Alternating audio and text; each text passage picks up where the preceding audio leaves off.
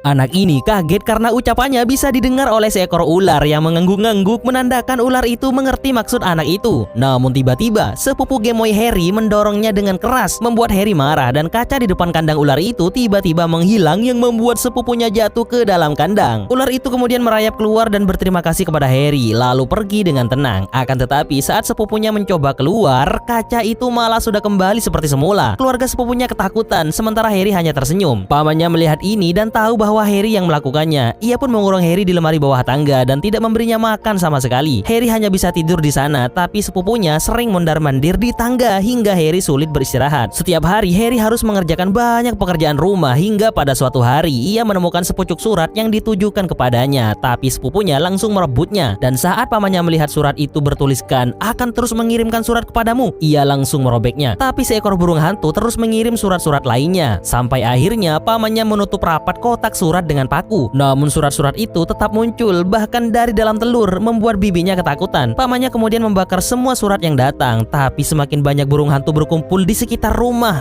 dan tiba-tiba surat-surat membludak keluar dari perapian. Harry sangat senang. Ia mengambil surat ajaib itu dan mencoba lari, tapi pamannya menangkapnya. Untuk menghentikan Harry, pamannya membawa keluarganya pindah ke sebuah villa kecil di tengah laut untuk semalam. Tanpa surat-surat mereka tidur nyenyak, tapi Harry tetap tidak bisa tidur karena malam itu adalah hari ulang tahunnya. Setiap tahun sepupunya selalu mendapat hadiah, tapi tidak untuk ulang tahun Harry. Ia pun menggambar kue ulang tahunnya sendiri, dan saat ia hendak membuat permohonan, terdengar suara dari pintu yang lalu tiba-tiba kunci terbuka dan seseorang berbadan besar bernama Hagrid muncul. Dia adalah penjaga di sekolah sihir. Pamannya yang membenci penyihir mengancam Hagrid dengan senapan, tapi Hagrid dengan mudah membengkokkan laras senapan itu. Lalu dia memberikan kue ulang tahun kepada Harry sembari memberikan surat undangan kepadanya untuk masuk ke sekolah sihir. Harry yang kelihatan bingung dijawab oleh Hagrid bahwa Harry adalah seorang penyihir. Bibi Harry terlihat jijik dan pamannya menolak membiarkan Harry pergi, membuat Hagrid marah dan dia menggunakan tongkat sihirnya untuk memunculkan sebuah ekor pada si sepupu gemoy. Dan setelah itu tidak ada yang bisa menghalangi lagi. Hingga akhirnya Harry pun setuju untuk pergi ke sekolah di dunia sihir.